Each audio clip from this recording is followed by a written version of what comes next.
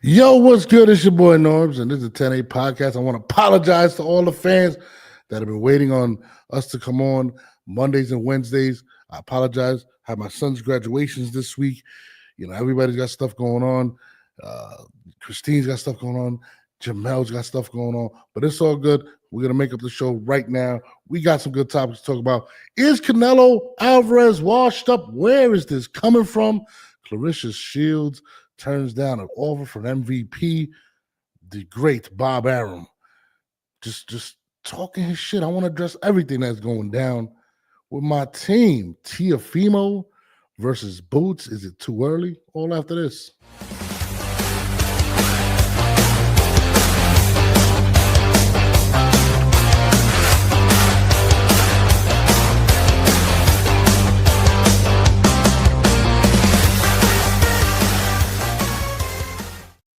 Welcome, my peoples. What's good? Jamel Herring and the number one anti-Canelo podcaster, Christine in the building.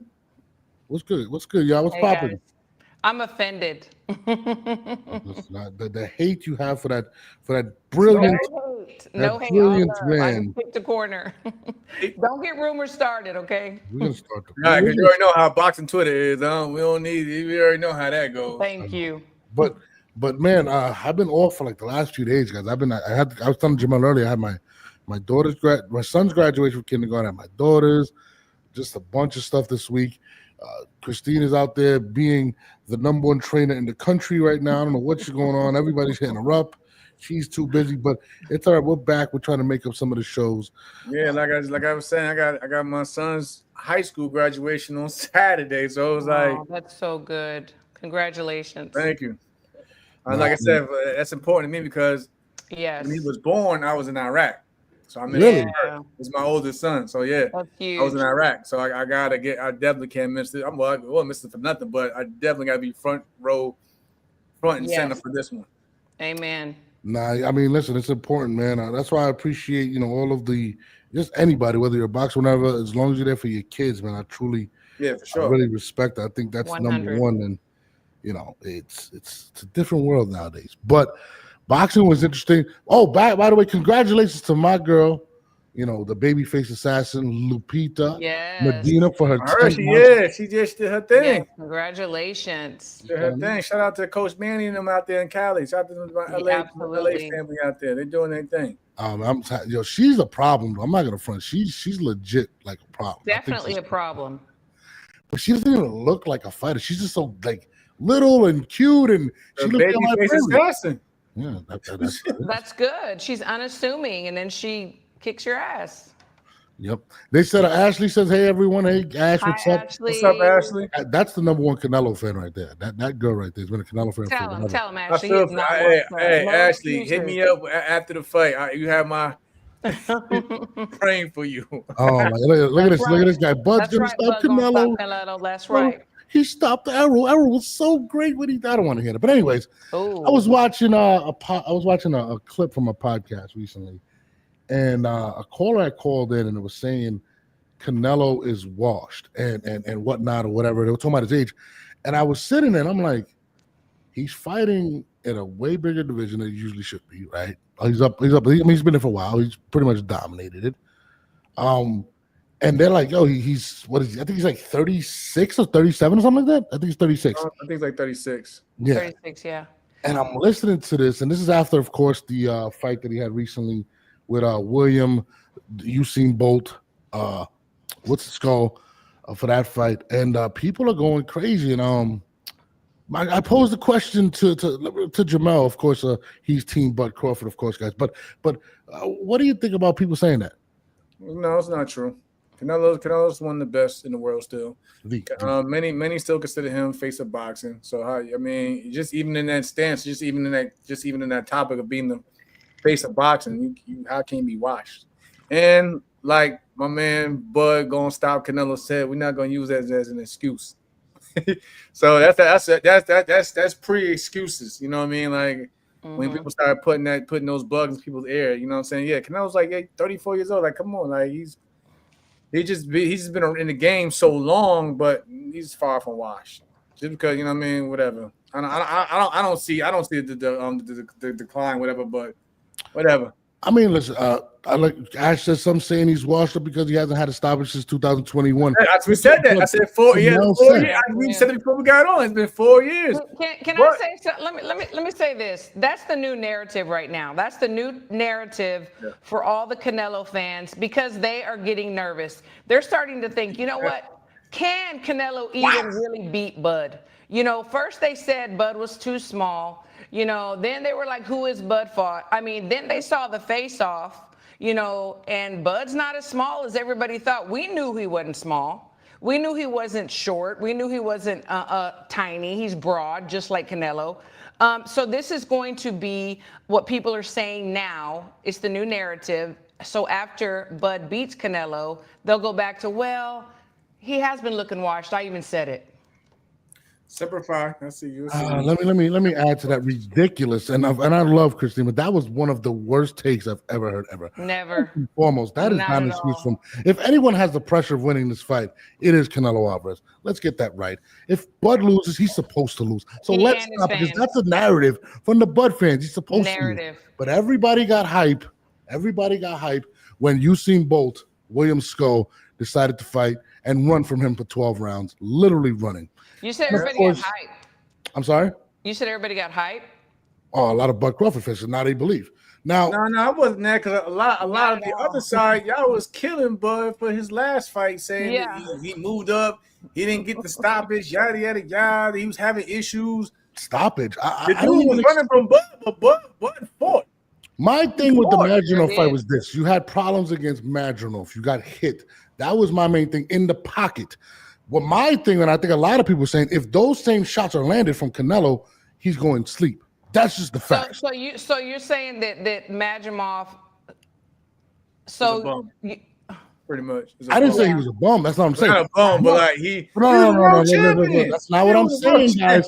He went up from 147 to 154 and wasn't as impressive as his last thing. Now, again, that's a gift and a curse because he was so impressive against Errol. I'm not knocking him, but the fact that he didn't knock out Madrigal, right? I'm not saying. I'm just saying. Hold on. HLD, you my guy, but I can't agree with that, man. I can't agree with that. No, me neither. Y'all don't know Bud, man. Y'all don't know Bud. I don't care if you look. Listen, my thing is this, and I'm going to be real. I feel like you're going to get a really motivated Canelo in this fight, and this is how I feel. So I want the best. I want Canelo the best version of Bud Crawford. You didn't see what Bomac said. I know. I'm gonna be hard on Bud as I ever been before in this kick because at the same time, Bud and everyone else know how, and there's no knocking against Canelo. Like I said, Canelo's one of my favorite fighters to watch. But at the same time, like I said, Bud has a smart team. They know they're going against. They're not going against. They're not definitely following this whole watch narrative or whatever, or thinking that it's going to be easy work. No, they're preparing for a hard, grueling 12-round fight or however long it lasts, and so forth. And I'm pretty sure Canelo's side is going to do the same thing. Yep. I think, and again, I feel like, and when Canelo first came out with this fight, he said it's pretty much a lose-lose for him, which I think it's going to be a motivational thing for him. Because if he loses, he lost to a quote-unquote a smaller butt, right? Whatnot. If he wins, he's not going to get a lot of credit for being Bud Crawford. He's going to get credit. Fact. He is not going to get credit. He won't win, but he's going to get credit. Every time Canelo wins, he does not get credit. It's a big difference when it comes to him. People critique Canelo. It's not that. Oh my goodness. It's not that. I'm going to tell you what it is. I'm going to tell you what it is as of late. It's just that we, like I said, I've been watching Canelo since, so when he was still coming up on Golden Boy, you know what I mean? But it's just that he hasn't fought anyone worth of notice in many people's eyes that they're not going to give him credit for for those victories. That's why he's not getting the credit for his recent victories. Are we serious, Jamal? And I respect your opinion. I'm dead serious. Serious? There's no knock. The only person that's saying is because he hasn't fought Benavidez. Who's he beat up as of late? Vas a cocinar. Yo soy. That was for you. I'm just saying. God, Doug, if you compare resumes, it's not even close. That's one. But the only person that people what's my late? All right. I mean, the last 4 fights, you don't think Munguia's not a top fighter at 168. You think Munguia's is nothing? I didn't say it was nothing, but again, it wasn't a fight that fans was like clamoring over. But he still won, correct? Yeah, he won. Okay. I give him credit for The that. reason people continue to say that about Canelo is because of the David Benavidez fight. You talking about somebody that went up to 175, he fought Bivol, tried to get the rematch, couldn't get it.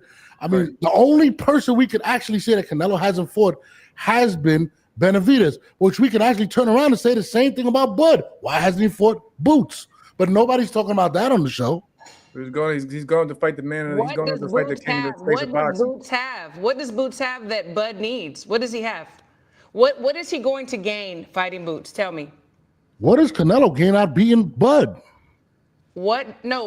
Let's answer the question. What does Bud gain fighting Boots? The best fighter at 147. That's who it was. After Spence, who was it? All I'm saying is people feel like Bud is the best fighter in the world, though. But you can't critique Canelo for not fighting Benavidez and not critique Bud for not fighting Boots. How can you? Are you saying Boots is the best? 147. No, he's the best at 147. Or are you saying that Boots is a bigger challenge than Canelo, though? That's not what I'm saying. But you can't critique one. You can't critique Canelo for not fighting Benavidez and not Bud for not fighting Boots. I'm just saying go for the bigger challenge. Why did he fight Virgil? Or let's go this way. Bud ducked Virgil and Bud and Boots. Let's be honest. We're not gonna do that. Why did he fight Virgil? Virgil's not ducking anybody. That's my guy. That's Virgil. It's gotta make sense.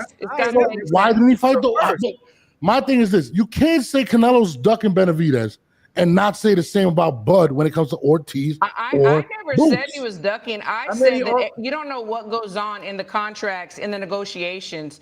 You know, Jamel, let him know. It's like not everything makes sense. It may make sense to the public, but it doesn't make sense on paper, money-wise. The benefit. They was throwing money. And Madronov did? Since you want to bring up Benavidez, they was throwing money at. You thought they would pay Madronov? They'll pay more for Madronov. They were throwing money at Canelo for the Benavidez fight. So what's the excuse there? I'm sorry. What are you talking about? I didn't hear what you said. No, they were throwing money at Canelo for the Benavidez fight as well. They weren't throwing money at Bud to fight Boots. Not as much as they fight from the Canelo. So he takes Madronov, who probably got way less than to fight. He takes Madronov. Okay, he takes. Let's be honest. Let's be real here. Let's talk boxing now. I'm gonna need you on this one, Coach. He fights Madronov because for one, he's moving up. He's moving up. What is he moving up? What's he moving up for? He's moving up to get his body acclimated because he always had that Canelo fight in his head.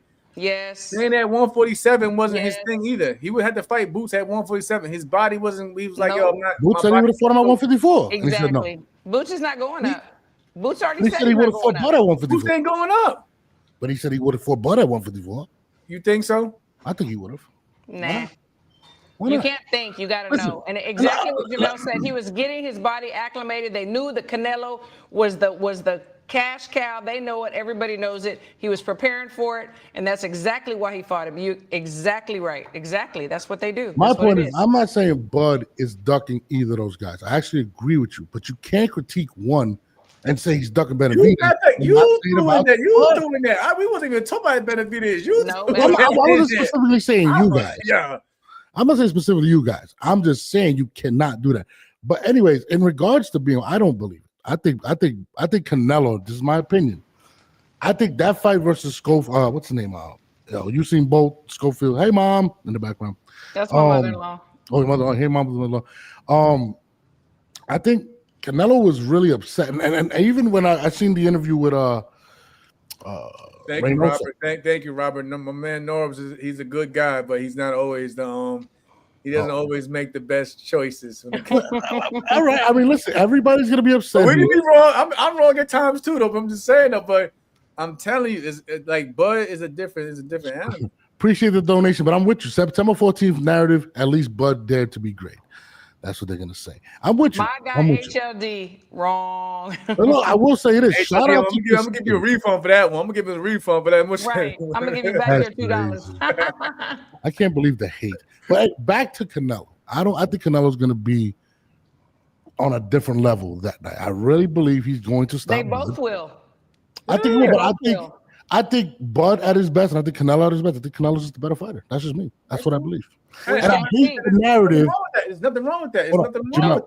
I hate the narrative, and this is why I respect Bud, and I really like Bud. So I don't want people to think I don't like Bud. I love Bud Crawford. I think he's great. I hate the narrative that Canelo's a big ogre that can't move his feet. I don't even think Bud believes that. I really don't believe. I hate that. I hate when people say that. I'm like, bro, it's going to be a great chess match. I really believe it's going to be a great chess match. It is going to be amazing. I hate the narrative that Canelo's washed. That now the Canelo fans are saying. Everybody watch when Bud gets to him for some reason. So. Facts. And this is another thing. This is what's going to suck too. Canelo knocks him out. Well, Bud's 39 years old. What do we expect? He's not going to get credit, bro. Because Bud is actually older than Canelo, which is hilarious. Are you kidding me? You don't think Canelo's not going to beat him? But let's just say he did. He's not going to get credit. Are you kidding me? No, he's not. He's that not. is going to be. The narrative is going to be this. No, I'm going to tell you why he would get credit. Because, like I said, the fight is going to be a high level, chess match fight. If it was a boring fight and it looked one-sided, then you don't give him credit. But Bud is not going in to lay down. And so let's say if Canelo wins, whatever, it's because he earned the victory because Bud is going to go in there and give it his all. Sure is. Simple as that. So if after Canelo wins, can I get you guys both a Canelo shirt? And it says, okay, sure. you're going to wear it. You wear it? Yeah. Yo, but shout out to Bud. He posted that clip where he said my name. I was hyped about that. He posted it. Where Christine was trying to hate on me and did this little commercial. Okay, hold on. Jamel, he did not say his name. You said my name. He shared my story when I said, Norbs, I'm wearing your favorite fighter shirt, being very sarcastic. You know how Bud is. He knows funny stuff. He's sarcastic. And he watches everything. He watches everything. He's not a hater. He's not a hater. Listen, I want people to know I love Bud Crawford. I really genuinely love the guy. I think he's top 5 fighter in the world. Love him to death, but he's fighting to GOAT. You know what I mean? But I don't respect Gano's opinion because he said Devin Haney's performance was a masterful performance. So I can't take this guy serious because he also said Bud's gonna hurt Nello. So I can't take credit for that. I'm riding with Gano. Gano's my guy, but I don't know, man. I love Gano. But I don't know. Devin Haney. I'm rocking with Rob and I'm rocking with all these guys. Let's appreciate y'all in the chat. Whether y'all agree with us or not, because y'all make the conversation much better. So I appreciate you wanting in the chat. But let's move on, though, Nobs, because we'll be all day arguing about that. Back and forth. You know, you guys are Canelo haters, and I love Canelo. I do not hate anybody. Just for the record, I've been to Canelo fights and I supported Canelo going to the fights. I've not seen you. I was there when he was in Dallas. And I don't have my glasses on, so I can't read the comments. But I think I see my name down there. Christine blowing up. Christine got blown up. She got a personal stylist. I'm getting my hair braided. Just But anyway, let's move forward to the GWOAT. The GWOAT has been making her rounds everywhere. Rolling with Papoose on every hip hop show out there. Breakfast Club. Breakfast Club today. Yeah, yep. She was there. She's been talking her shit, and recently she had this to say, and I found it really interesting. For me, some money to fight on the July card. Yep. I think it was co-main. Okay. Against Shadesha. Shadesha Green. Yeah, but their money was not nowhere near what I make. So did you view that as disrespectful as well? That's disrespectful, and then also too, how you want to work with somebody and you want to be cool with somebody, but y'all don't even be respectful of who they are. Like, I'm not saying, first of all, some stuff is facts, but then some things are opinions. Mm-hmm. And it was like when it come to how I box, being a woman fighter, all my accomplishments, how I continue to get better, my defense, my offense, I am pound for pound number 1. That's just period. If anybody comes close, it's Katie. But still, Katie struggles with fighters who are very, very aggressive. I don't struggle with nobody. You very, very aggressive, you tall, you big, you fast, you slick. I find a way to make you look amateur. That's the art in what I do. It's like a blessing and a curse. So now that I've said that, they don't even respect me as that. They just always try to paint me out to be like I'm jealous or envious of girls who I've had an open arms to, like, hey, let's all be friends. Let's all work together. Let's all unite and make women's boxing be big. They come up with this narrative that I'm jealous of them. I want to be them. They don't even make as much money as me. I want to be them. I'm jealous of them. They're not undefeated. But it's so many reasons why I don't want to be them. And they're saying I want to be them. And it was Who's saying that? Alicia said it. Okay. Jake Paul has said that I'm jealous of Amanda Serrano, which why? For what? What was your take on that whole interview? Honestly, that's probably just for me personally, because I've known her since she was 16 years old. That's probably a little bit more of a mature response Yes. than I've heard her say in a long time. So like, Thank you. like she did, like she actually didn't like really lash out and go off the wall. Yeah. She just basically spoke her opinion about where she feels like where she deserves, who she is, and things like that. So like, I'm not knocking it. And again, she did make some points though. Whether you want to say the competition level on her division, yada yada yada, she doesn't. Yeah, she really hasn't had a struggle in her career, and she did give Katie, you know what I'm saying, her props. Like she's the closest to her, but it's the truth. Katie she has struggled with more aggressive fighters. I thought Amanda Serrano had beat her in at least one of the two fights. You know what I'm saying? So, but in terms of Claressa Shields, no one has come close to even, putting a chink in her armor. Yeah, I totally agree with Jamel. I thought this was like a really, really good interview. She was speaking her truth and a lot of facts. And we're used to seeing her really get upset and go off. But I love this interview. I think Papoose is good for her. Her career's doing well. She gets to call the shots, and she said it wasn't enough money, so she didn't take it. So she is calling the shots. Good for her. Here we go. I'm not gonna lie. I gotta keep it real. Even in humbleness, she still takes shots, in my opinion. What's the shot? Let's respect it. Just even talking about Amanda and these people, and she complimented everything's I make more money than everybody. How do we know? We just saw that Amanda had the highest purse in the history of boxing with whatever, right? I don't understand it with her sometimes. I just feel like even in humble, like when she tries to be humble, she didn't come off humble to me. And I think she is the best female fighter in the world. I don't even know if that should have been put out there. Those are the questions that were being asked. Yeah, but certain questions, you don't put out there. MVP didn't put that out there that there was a negotiation. Okay. No, if you're the best in the world, what you do? Do you take the co-main, and take less? No. I'm sorry, say that one more time. If you're the best in the world, do you take the co-main and less? No, I'm not Shakur Stevenson. No.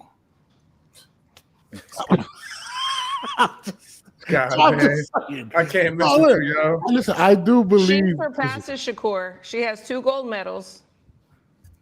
She's unified in many divisions. She is not going to be co-main, and she said it. He accepted it. Nothing against him. Money must have been right. She did not accept it, and she did not accept the money. I respect her for that. She knows what she wants. And I mean, they did offer the Shadaysha Green, right? Who everybody wants to see them fight. Yeah. I mean, I don't know, man. I want to see her be great. I want to see her fight competition. I do want to see them all kind of come together. Maybe it's more of a like pride thing for me. And I really like Claressa because she's a bad. HLD. I'm sorry. Let me say H. I seen H over here in the corner. H. No, I'm not saying. We're not saying she was going to make less money than she's ever made. She's not going to take less. She's not taking less than what they offering though. That's because she probably knows the numbers. She probably has somebody on her team that knows the numbers that Netflix is giving, and she's like, nah. I don't believe that she's gotten paid more than what they offered. I'll be honest with you. I think Jake and him is paying more than anybody. I mean, just from the size of the shows she's done and whatnot. And in my opinion, the numbers, I don't think she has. So, I mean, I feel you. But you can think.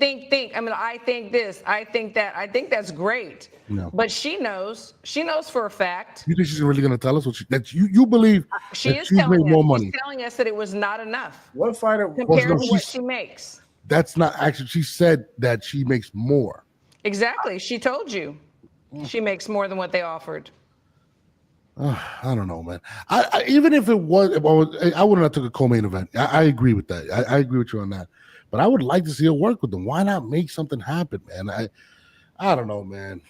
I think it'd be great if they could all work together. Absolutely. But it's got to make sense. Like I stated before, contracts have to make sense. Negotiations have to make sense. It's not just, everybody wants us to work together, so whatever they offer, I'm doing it. No, she's a businesswoman. She is her own boss. That's true. That is very true. I have no rebuttal for that. You guys got me on that one. I'm sorry. I don't know. I just don't like it. I do like I mean, I feel you. I mean, I understand, but I'm just saying. I just like from like watching her over the years. It's probably one of the best responses I've seen her had because she could have. Same. Oh no, she does jump out the window a lot. So I definitely. Yeah, that's what I'm saying. She could have took it in another direction. I thought that Like was a really just beautiful last interview. up. She actually was breaking down, things, and she said, "Listen, I want to have open arms to, women, and let's make the sport best." I think that's my issue. And then they asked her, "Well, who said this, that about you?" She said, "Alicia said this. Jen said this." Let's say, okay, Jamel, we both have eyes, right?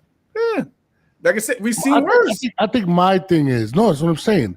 Is that she never takes accountability for what she has said, and I think that's my biggest issue. Okay. Because a lot of the times, and not saying that Amanda's. But does anybody has Amanda if she said something that was offensive to I say Claressa? about all of them. I think they all should, but at the same time, you can't throw rocks and hide your hand. And I think Claressa has been one of the major people that has done that.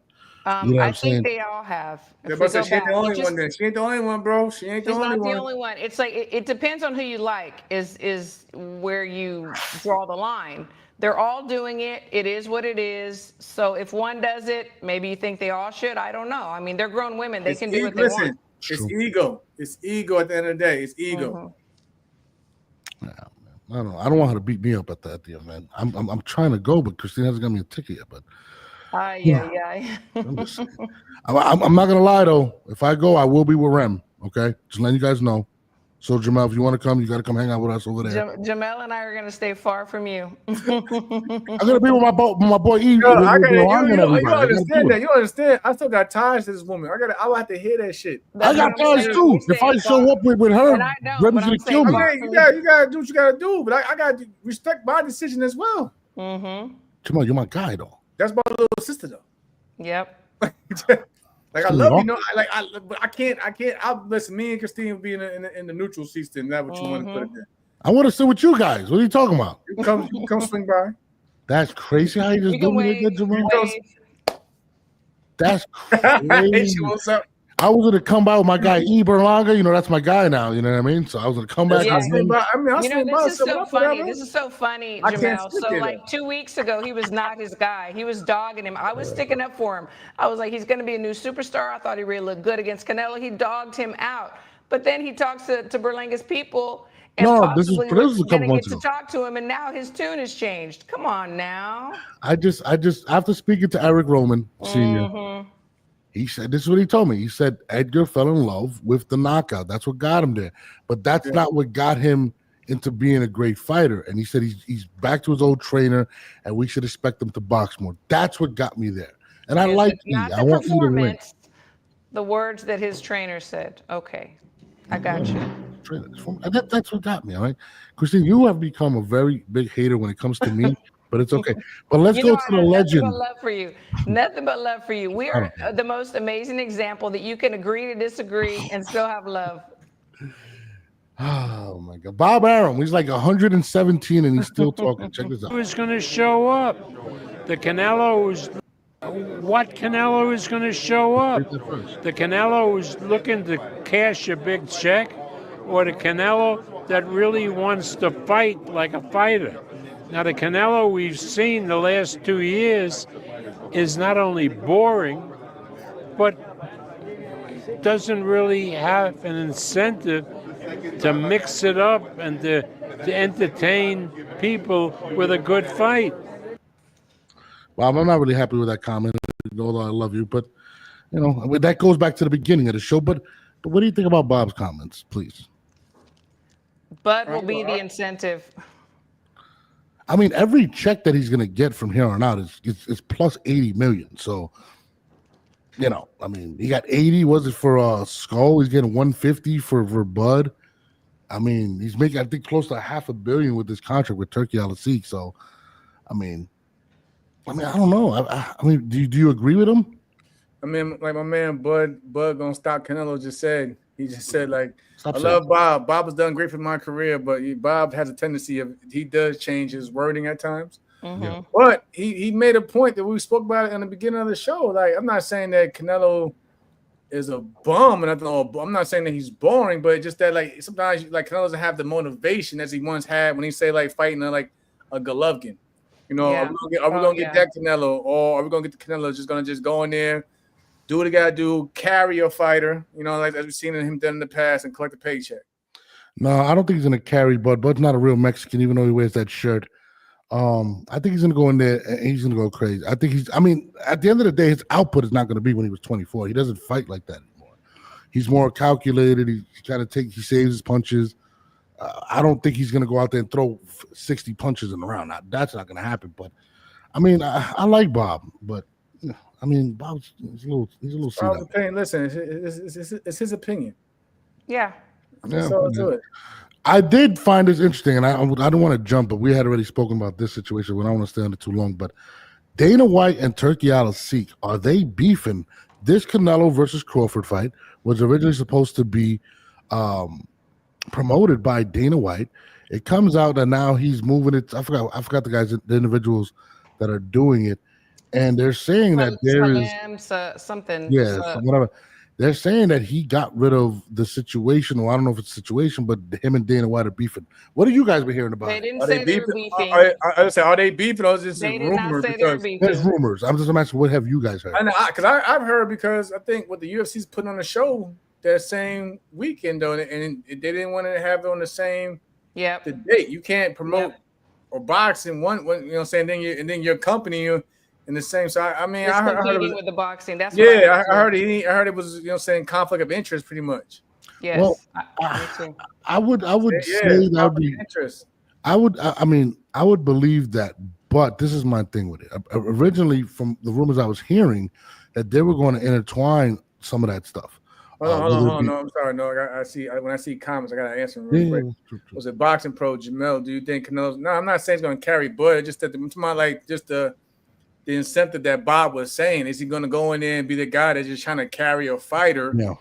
Or is he going to go in, or is he going to go in there and just, you know what I'm saying, be that Canelo that makes exciting fights, you know, that he's done in the past? That's what I'm saying. I'm still picking regardless. Whatever version he does coming in with. Back to what we were saying. I heard that they were going to intertwine the three major companies that what I forgot what they called. TKO. Yes, the TKO had. I thought that's what I was hearing. Whether it was WWE, UFC, and them. So I don't know. And eventually, they're going to do that. Was for that event, they were going to try to do probably something. Next year. But right now, it's really too early. It's too much. It's too much to be doing. It's too much at one time. You can't that's a big event to be trying to do all that and trying to find it with her. You might take your time. You've seen how they look with the whole thing and stuff. No, in New York recently, you see how that went. Oh yeah. Everyone complained about that. So they got to just take things one at a time.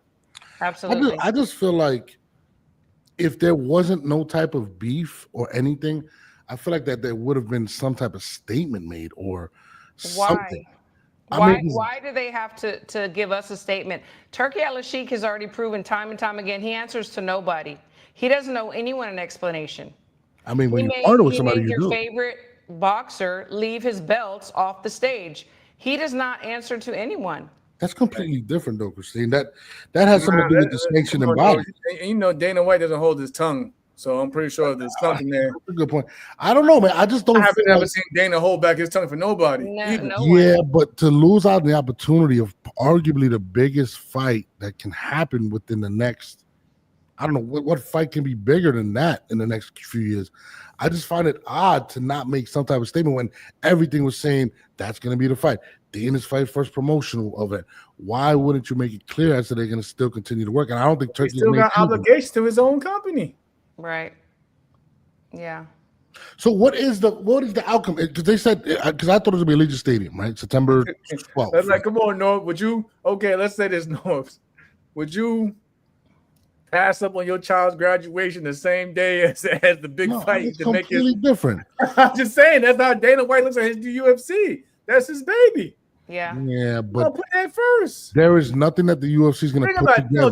Think about this also. What if he makes his run as a promoter and then it flops, and then you got to go back to your fighters in the UFC that you overlooked and passed up because you wanted to jump over here to prove something that didn't work, or you took a risk and you left your own family and team hanging. You gotta go. You gotta go with what you know. You gotta go with what you know, though. But what bigger spring? What do you need to know to promote this event with Canelo and Bud? Like, this is going to be the point huge. is that he has something else going on. It's not about knowing, not knowing. It's about he's got to take care of home first. That is what made him his bread and butter. This is a new venture. It may or may not work. They believe that it will, and I'm sure it will. But he's got to take care of home first. And hear me out, everyone, in the comments for the most part. I get everyone saying that this fight's on this date and the UFC's on, but you gotta understand when you're promoting cards, you gotta put your all into whatever card you're promoting. So you might have it could be a day apart, but at the same time, they might have a press conference in the same week. Which one you gotta be at the one you're promoting the most, which is probably UFC. You gotta put your all into. You can't half-ass promote your UFC card and then half-ass promote, one of the biggest cards coming up in this year. So he probably had to pick and decide which one he was going to go with. And I was actually surprised when they said that Dana was going to promote this fight because they had also had prior discussions saying that TKO wouldn't really be in full effect or get started until 2026. So that was kind of jumping the gun. And I think now they're backtracking because the projection was correct, 2026. I just feel like there is no bigger fight to be made, and I think this would be, it would be the ultimate springboard to launch what they got. I think it'd be a lot of eyes on it, especially trying to lay down the idea of what he got, which I like what Dana White does. I like his business model, so I feel like it's a crazy opportunity to pass up. But if you guys are saying there's no fire past that smoke, then I will agree with you guys. I don't think so. I like Dana White. He's an awesome guy. I don't know, Jim. What and he also made these comments as well. The great, what's his name? Bob Arum. How old is Bob again? They had a reason to really give the crowd an entertaining fight because their next fight had already been agreed to, but they stood to make money, extra money from the pay-per-view, from the gate, so there was an incentive always for them to look good. Now that incentive is gone because they promised great money for their next fight, and their only sure way they're going to get it is to not engage in a fight. I mean, he's talking about, in this instance, the Devin Haney situation when he fought Ramirez recently. Right. And now they're talking about Devin fighting Teofimo possibly. I mean, I've seen a lot of people making commentary about it. I've seen Caleb Plant saying at first when he first saw it, he thought he was scared until he said he felt like that's how they trained. I don't understand what's going on with the whole situation. Bill Haney's on tour justifying it. What do you think this is damage control right now with Bill Haney?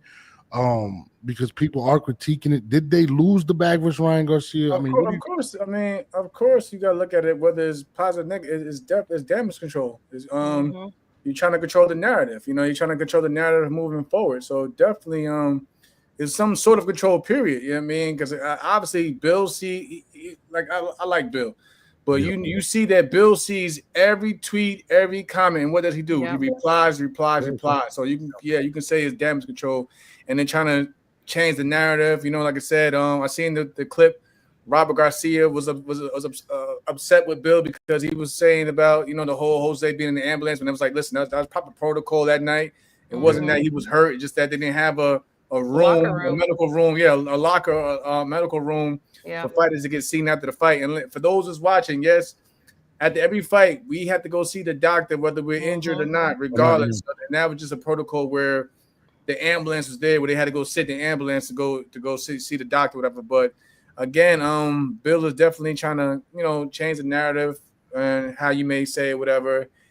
And because he sees it. Even if he agrees with it or not, he sees the criticism on the performance. You clearly point out that every time how Devin looked. So of course, they gotta change the narrative now. No I one don't think Jamal likes my take. Ryan losing, nobody's interested in seeing a rematch at all. Absolutely not. Jamal, I'm starting to feel like you don't like my takes. I'm not gonna lie. No, listen. We feed off each other at the end of the day. But I'm not disagreeing with you. I'm just saying because of the performance and the Ryan losing, you can't sell that. So you gotta.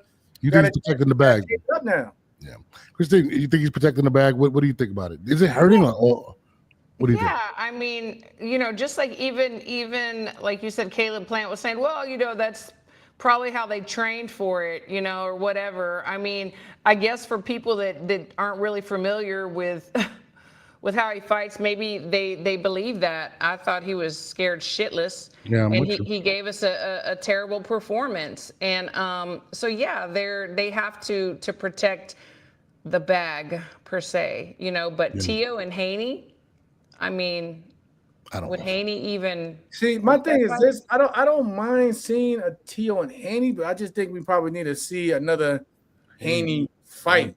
You know what I'm saying? Because that wasn't because like I said, the Devin I like I said, when he fought Linares, when he fought Jojo Diaz, and when Devin was real active, had basically had the best jab in the game. Absolutely. And so forth. Like again, I think it was more of a mental thing. Because again, you gotta understand, like I said, as a fighter, you come off even though victory or not, you come off a hard fight.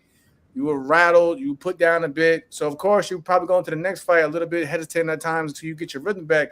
And that may take a fight or two, but I think I need to see another like HLD said, Haney needs to rebuild. I'd rather see another fight before we start talking about a Haney and Tio or even a Haney and Ryan. Both of those, Haney and Ryan alone, I feel like both of those two need another fight, and then we'll see what happens from there. Who can he fight? Do you believe that's going to gain his confidence back? Like, do you think he's mentally just done, or do you think that depending on who he fights next, he can come back up to where he used to be? I think he's in a mental state now where he, like, again, we've seen it with Teofimo. When he had that one, when he had the fight, when he said, "Do I still have it?" Everybody thought he was mentally done, but then he had to get another fight to get that confidence back to become the Teofimo that we're accustomed to seeing. I think we need to also see that with my man Devin, just get him another fight to get him back in the groove and rhythm.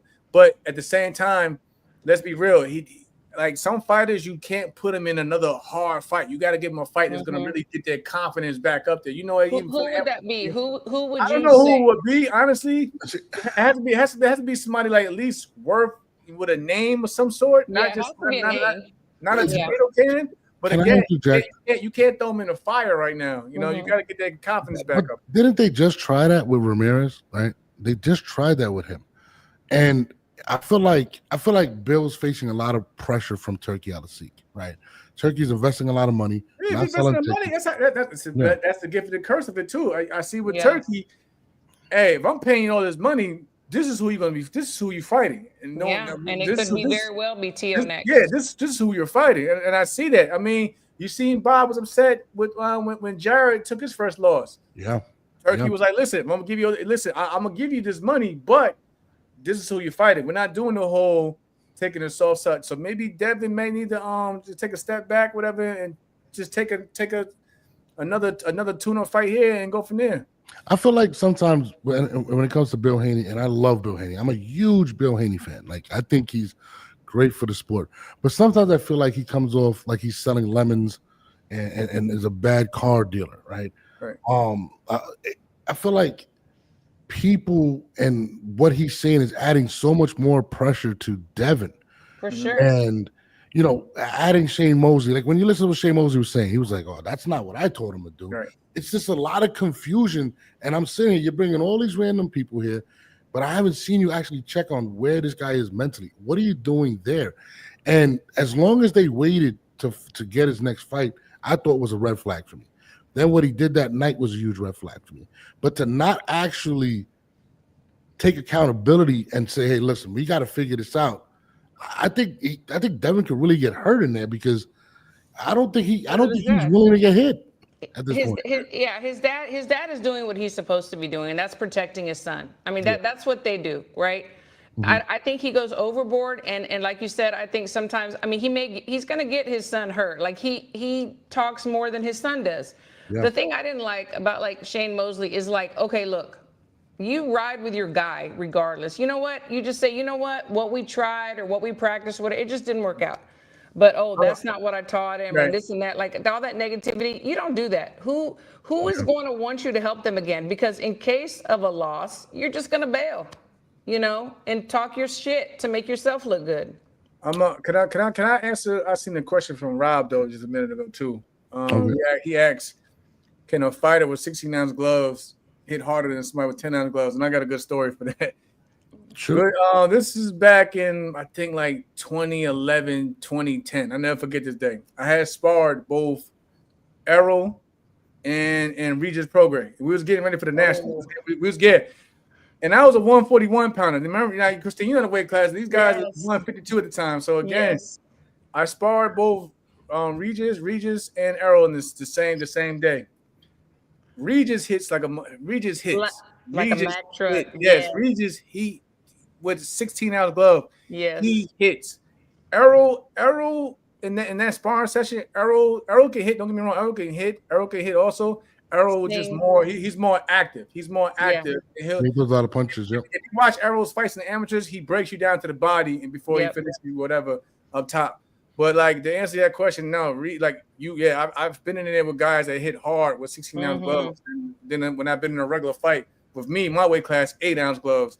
So if sat on those shots, there are guys that actually got some real sting with 16, 18-ounce gloves that can punch. And like I said, Regis always stands out to me because again, think about it, Regis and Errol in the same day. That's a hard sparring, sparring day, but. That's the era that I came from in terms of, building to who I am. Like I was always in like even I never forget getting ready for the 2011 World Championships in Colorado Springs. And this is when they brought Christine, when they brought in Freddie Roach, Barry Hunter. I remember that. At that time, me, because they were going by weight classes, my sparring partners, this is a true story. My 3 sparring partners were Jorge Linares, a prime undefeated Adrian Bronner before he got his first world title, and Lamont Peterson before he fought and beat Amir Khan. Wow. So, but that's like I said, that's why I'm the way I am now in terms of like, I was never afraid to fight anybody when it came down to challenging anyone challenging me to a fight, even to this day. But that's to answer your question, Rob. Yeah, but those guys like they didn't show me any mercy that whole entire week. When just think about it, undefeated, braggadocious Adrian Bronner. That's crazy. Lamont Peterson had a crazy pressure fighter. Jorge Linares, that was intense sparring. So like, I didn't get no easy work. Let me ask you a question, Jamal. So why should Haney? Just saying. I was going to bring that up. Can that be fixed with Haney by sparring? Yeah. No, it can. I mean, listen, I speak from experience. I'm never afraid to speak about my own. Like when I lost to Dennis Shavakov, that was a hard fight on me. It was hard on my body. I was concussed.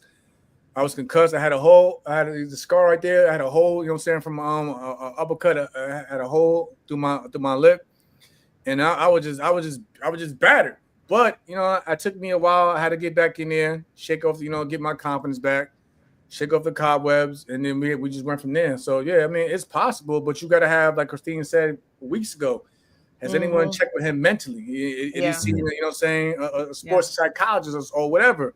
But it's more mentally. We know Devin has the skills, skill, but it's a mental thing. It's a mental block right now. And it's funny you mentioned that because one of my buddies, he was a professional.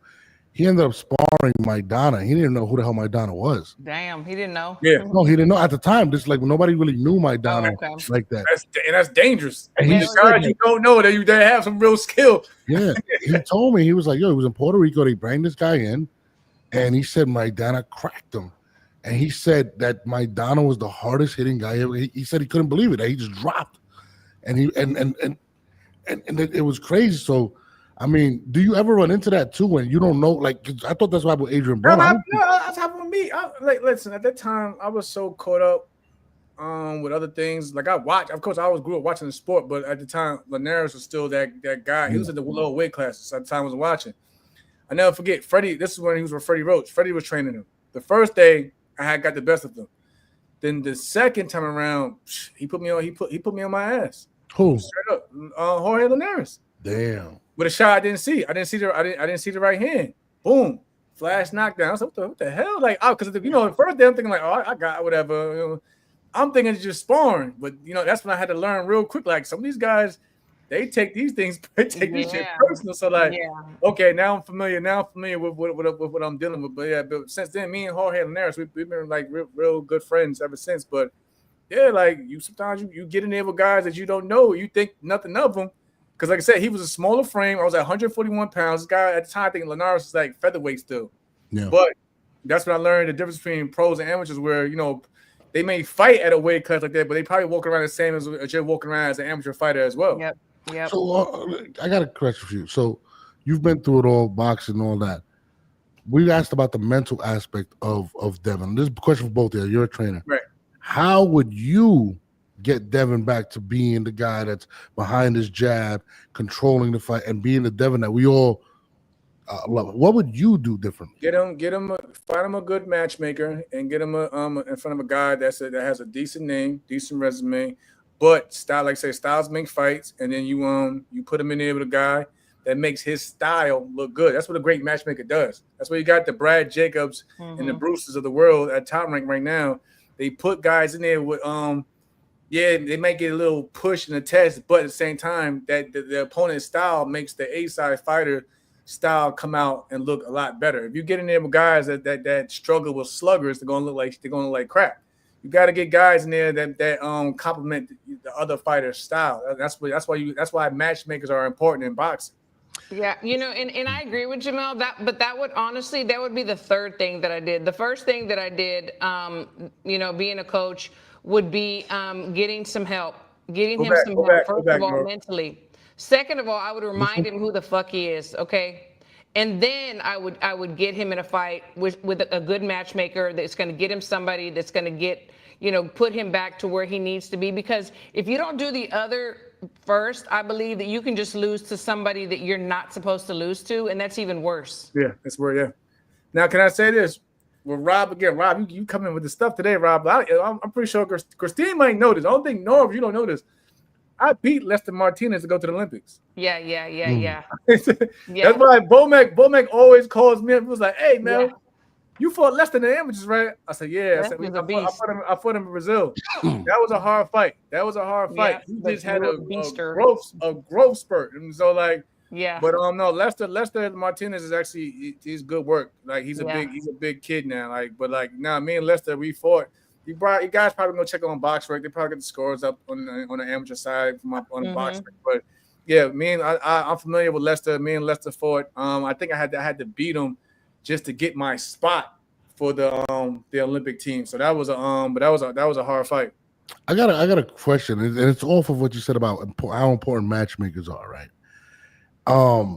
And I wanted to go back to that Maidana versus Broner, right? You said that the matchmakers are very important. Weren't they building him up to be that guy at 147? How did they match him up with somebody so dangerous? Like, I have a story for that too. Please, I was in the camp. I was in the camp. Okay. I was in the camp with AB. I never forget. Rest in peace to Mike Stafford. Because Mike always respected my opinion. Yeah. He came to me when I went to the gym. He said, "Hey, because I'm gonna tell you the story. It was supposed to be a one and done. It was supposed to be the Paulie fight and then move back down to 140 or whatever. Yeah. It wasn't. He wasn't supposed to stay at 147, but AB insisted. He insisted of him staying at 147, and I love him to death. He thought going into that camp, he'd seen, because we're close with Devin Alexander. He's seen what Devin Alexander did with Maidana and figured that he would have the same success. So that's how that came about. But it's not so much of the matchmakers. It was one of those things where AB at the time, we know he was calling his own shots. So he told Al Heyman, listen, Al, no, I want to stay at 147. I can take this guy. Whatever. Let's make the fight. to make the fight. Because if you look at the buildup, the whole buildup, he was real confident of beating Maidana in that fight. Yeah. And he was really because like I said, I fought on that card, so I was with him the entire camp. We did the camp, and that's another fun story. We did that camp, and we came across Bud and them in Colorado, and it was like the coldest stare when we all entered the gym that day. But again, that was some crazy times too. But no, it wasn't so much on the matchmaker. It was so much of AB calling his shots, and he said that he thought he could beat Maidana. And if you look at the fight, he was really in the fight. It was just the knockdowns that really that really kind of spaced out the score or whatever. But again, he fought. But again, I didn't agree with the fight. I didn't think he should stay at 147. Why didn't you agree with the fight? I thought think about it. He went from 135 to 47, and then it was kind of a tight fight with Paulie, and Paulie is not the biggest puncher out there at the time at 140, and he wasn't the biggest hitter at 147. So I was saying, like, you had a little mishap with Paulie. Maybe you should just go back down to 140 and get a belt there. Did you know much about him? About Maidana? What's that? Did you know much about Maidana at the time? No, I did. I did, because I watched the fight with him and Khan and everything. So I was familiar with Maidana. That's what I was saying. I didn't agree at the time that AB should have took that fight. But AB, like I said, he's not no punk about it. So I respect him for that. But in terms of business wise, I thought me and Mike Stafford, bad business decision. Yeah, me and Mike Stafford thought that maybe he should just go to 140 and then work his way back up to 47 or whatever. But it's crazy, Jamal, because when I watched the fight, it didn't look like he knew much about him. Like and even when Floyd ended up fighting him, you could tell even the first time Floyd was like, "Yo, this guy's a lot faster and a lot more aggressive than I expected." Right. And he gave Floyd a big run in the first fight. And when you watched it, he looked almost shocked when he got hit. Definitely he faked to the body. Stunned. Yeah, like he faked to the. Remember, he kept throwing jabs to the body, and I think the third jab. It was second round. It was a looping hook that looked like going to the body, but he brought it back up top. And he caught him. And it's funny because when my boy told me he boxed, when he sparred him, he was like, "Bro, he hits like a ton of bricks." Mm-hmm. And I was like, for real. And when going back to the fight, I was like, you could see in Broner's face, like he was like, "Damn, bro, did anybody? Why did nobody? I felt like nobody warned him. Like it was crazy. Like it was nuts." Who would warn him? Jamel seen him. Shit. I ain't been hit by him though, so enough for me to really listen. At that time, I'm still a prospect. I can't tell the champ much. You know what I'm saying? Hold on. Robert had a question for you. Second part was, does a 16-ounce Lester possibly hit hard? I don't know. I can't say that. Like I say, I haven't been punched by Lester in over 10 years. And then we was fighting with headgear on at the time. So I can't tell you, what I mean? I'm assuming not, though, like I said, because again, Christine can tell you as a trainer, we're not trying to do hard sparring to beat the fight out of you in the training camp. If any trainer does that to their fighter, they're misguiding their fighter. I don't care if it's Bud or a prospect that doesn't have any of their experience. And fixing things. Sparring is not to see if you can hit as hard as the opponent going in. You want to have a similar look and maybe a similar feel, but at the same time, you never want to beat the fight out of your fighter during the training camp, because when you get him in the ring, it defeats the whole purpose. Yep. Somebody said in regards to Devin, should Devin go out and fight Blair to Flair? What do you think about that? I think so. There you go. That's the one. Look, Blair. Blair. If you call Blair right now, he'll take the fight. Let's be real. What's crazy is if Devin doesn't fix some things, Blair he's a wild card. He might shock us all. Why hasn't Blair got the opportunity? Because I know recently he dropped by Golden Boy, then he ended up with Don King when he fought AB. Yeah.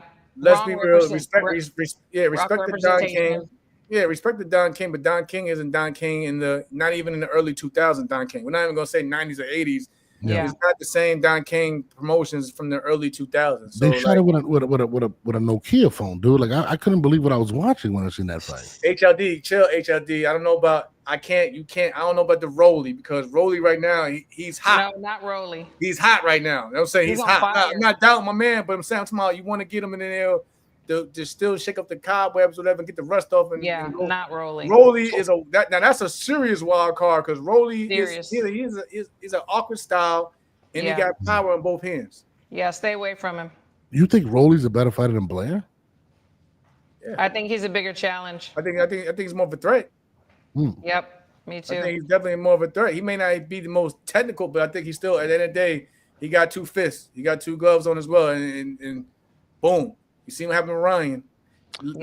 Like we all, the 3 of us all spoke on it too before that fight. We was like, we both all agreed. We all 3 We of us just agreed knew. it was crazy how we felt like they wasn't promoting Rolly. Yep. As they should have, because it was still a big story behind him and Ryan. They had real beef coming up. Just overlooked him. In and out the ring, but they overlooked Ryan. Everybody they overlooked Rolly.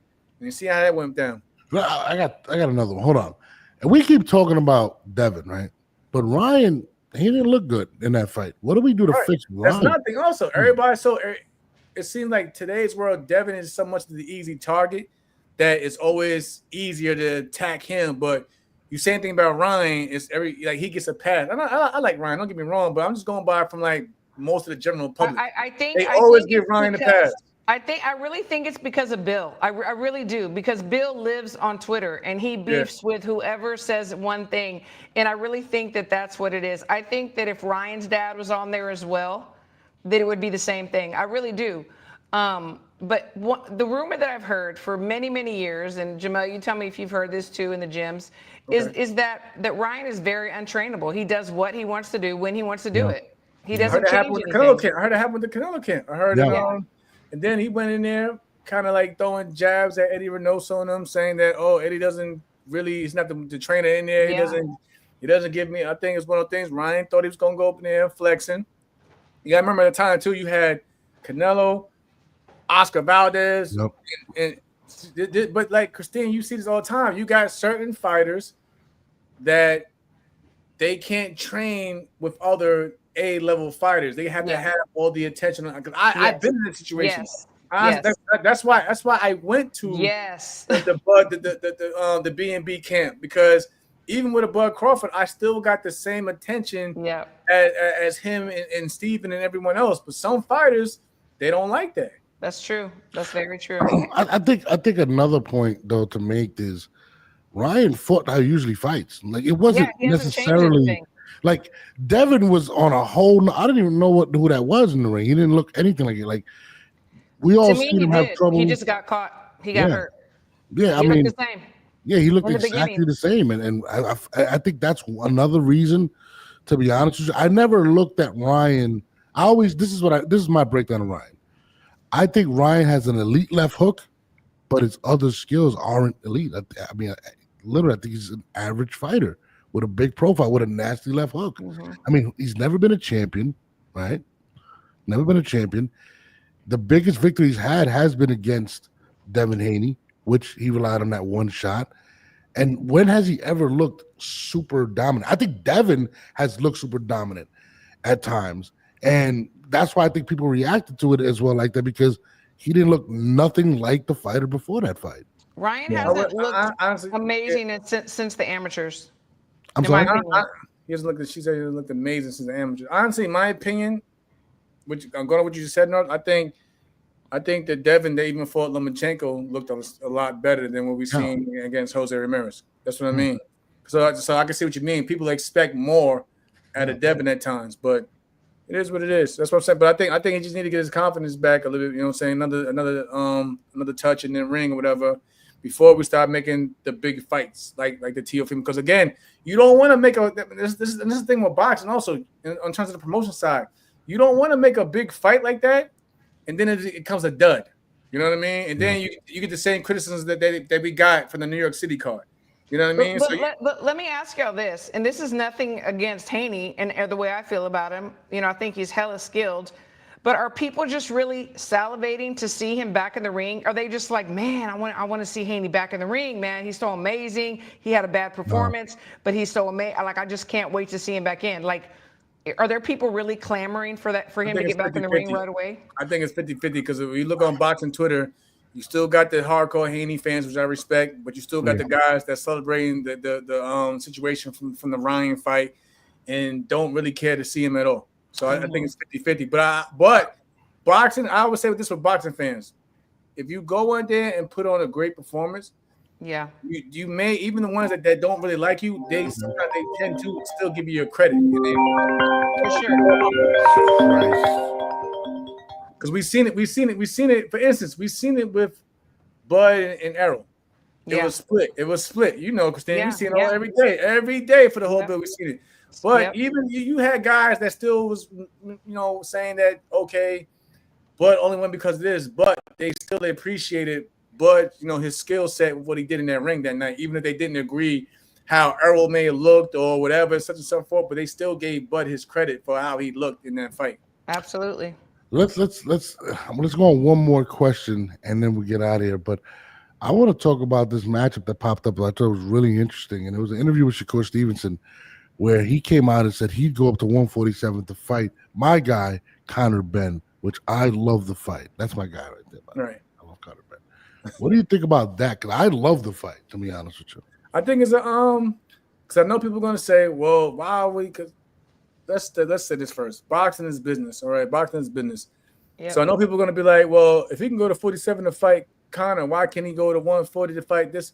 You got to look at it like this, man. Sometimes with the business of boxing, you get to pick and choose the style that makes your style look good, whether it's at this fight, this weight, or whatever weight.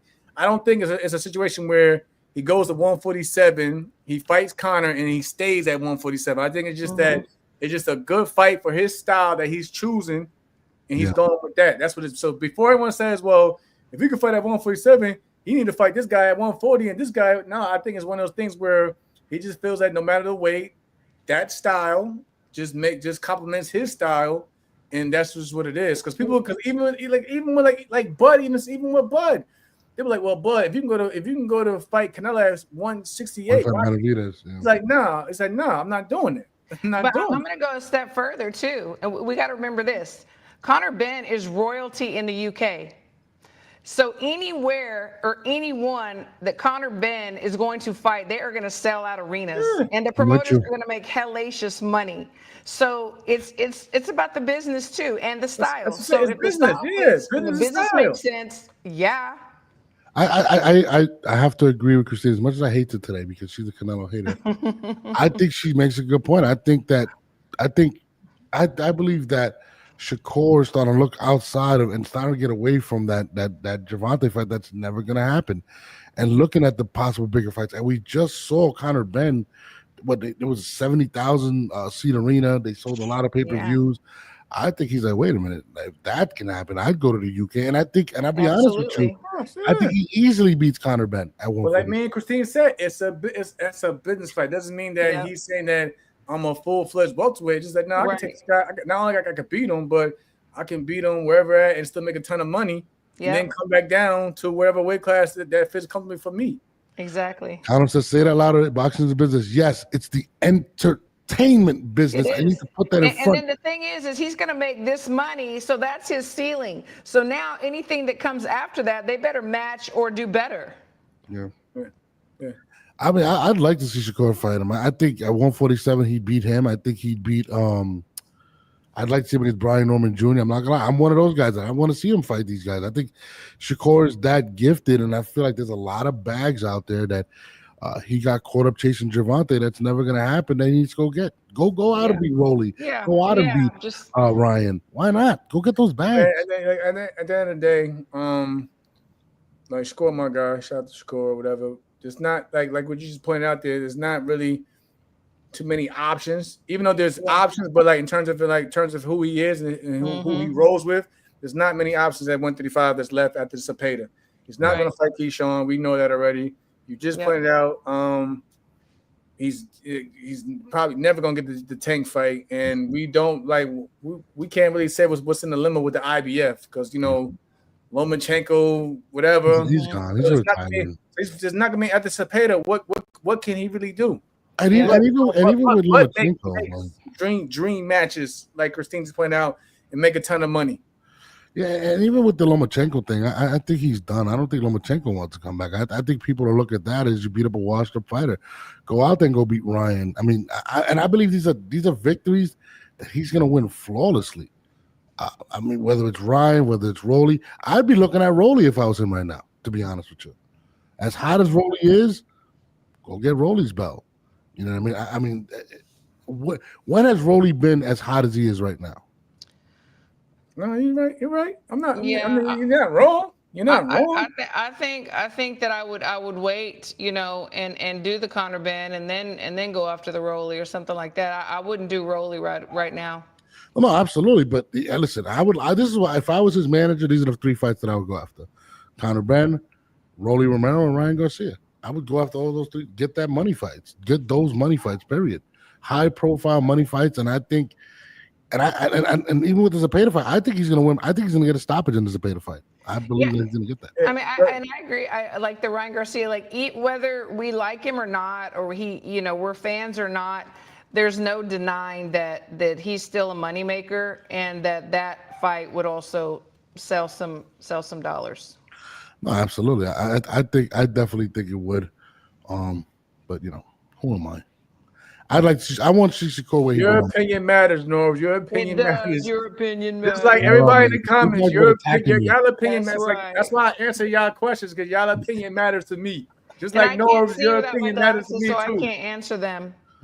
She's been really mean to me lately, Jamal. I'm not gonna lie to you. Never. She come at me on Twitter. She's gonna speak her mind. You know what it is though?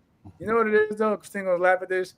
She's been calling a lot of these podcasts with Nika. So she tried to expose me to my boy. Why would you try to do that? She's been gotten a real close with Nika. You know Nika how she is. She's gonna speak her mind. So the thing is I've always been like, I'll speak my mind, especially when it comes to boxing and things that I really believe in. And sometimes I'm right, and very rarely I'm wrong. But I know this. She actually tweeted Edgar Berlanga and said, "This is new. He is not on your side. He sold you to the Mexican people." I did. You said that, Jamal. I did.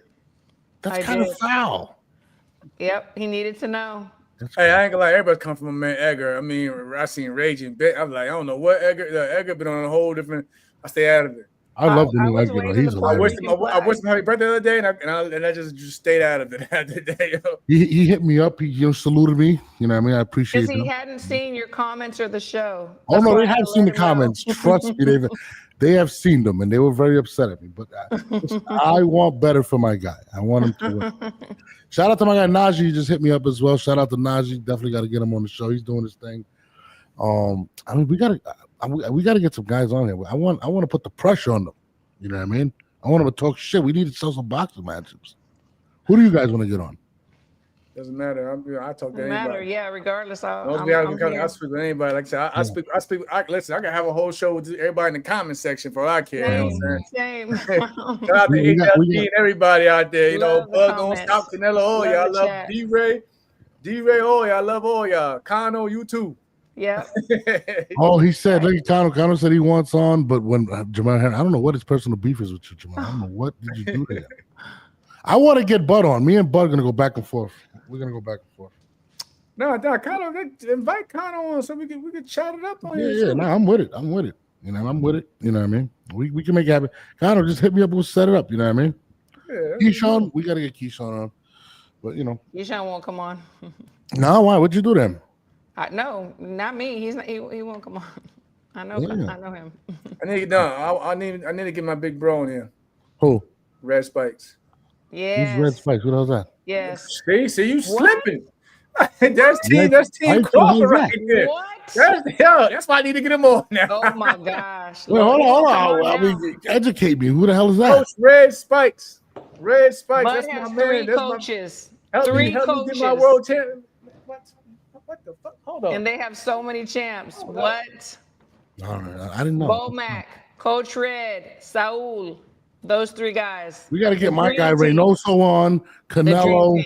You know what I mean? We got to get Canelo on. Shout out to Red Spikes in them, baby. Damn, that's what I'm saying. Like, what? Amen. I mean, I'm down to get him on. We could talk about, I know Bud will come on. Bud is, They helped me get that one chip that only mattered. Sure did. I'm always gonna let them guys. I know that's right. Red Spikes, he could be, like I said, one thing I love about that team over there, He could be his own trainer. Saul could be his own trainer of his own gym. Yep. That's how great those guys. My man Bernie, all those guys, you know what I'm saying, help me get to where I'm at today. All of them. Even now, even with podcasts, people care to see me. Why? To do podcasts because they got to see what I was doing in the ring because of the guys like that. Yep, facts. All right. I apologize for not knowing who the hell Red Spikes was. I ain't no know who the hell Red Spikes. Are you I'm sorry, Red Spikes. I apologize. Shout out to my man, Coach Red. I would apologize to Red Spikes. I had to go open up the suitcase, bring it the hardware. I don't never bring the belt out. I don't never bring it out. That's a nice belt. I'm bringing it out. It's a nice belt. I ain't gonna lie. Hard work. Now, you know what's crazy? Matter of fact, I think Sunday will be 6 years since I won that title. Wow, really? Yeah, Time goes by so fast. Yeah. Sheesh. It's the day exact. Sunday will be the day exact when I beat Ito. 6 years. You have to have an anniversary party. Guys, my wife is over here texting me. She's like, I gotta go to the gym. Well, you better go do what she needs you to do. Yeah, exactly. I'm not keep the house. Huh? I'm keep it home. Go ahead. Do what you gotta do. Go ahead, bro. Don't marry a Puerto Rican. Whatever you guys do not marry a Puerto Rican. I'm gonna tell you right now. But anyway, shout out to Team Canelo. You know what I mean? Christine and my man Jamel. Don't let them fool you. Behind the scenes, they know who's winning in September. Let you know. B&B. Huh? B&B Academy. all day. B&B Academy. You heard it first from here. You guys gonna wear the Canelo shirts after he wins, right? That's the bet. I still got my Canelo headband. I'll put that on. Well, you too, right, Christine? I rock with Canelo, but I'm not gonna need to. Right. I want you to wear it and say "Viva Mexico, cabrones," just like this is Canelo says. All right, okay. All right. I'm gonna let y'all go. I appreciate y'all. Peace. Hold on, Christine, are we all still on for tomorrow? We're still on for lunch? Yes, sir. What's tomorrow? 1 o'clock, right? Yes, 1 Yeah, p.m. I'm gonna be doing some Eastern, yard work, and I'll be there. 2 Central, just lunch. See y'all then. Wait. What time? 3 o'clock Eastern? 1. I'll be Central. on. Christine, I'll be on. Okay, good. Yeah. 3. Yeah, 3. 3 Norbs. 3. No, hold on. I'm just saying. So your time. Wait. What time is it over there now? It's about to be 6. They're out behind us. 5. All right. So I gotta be on at 2, right? Yes. I'll be on here.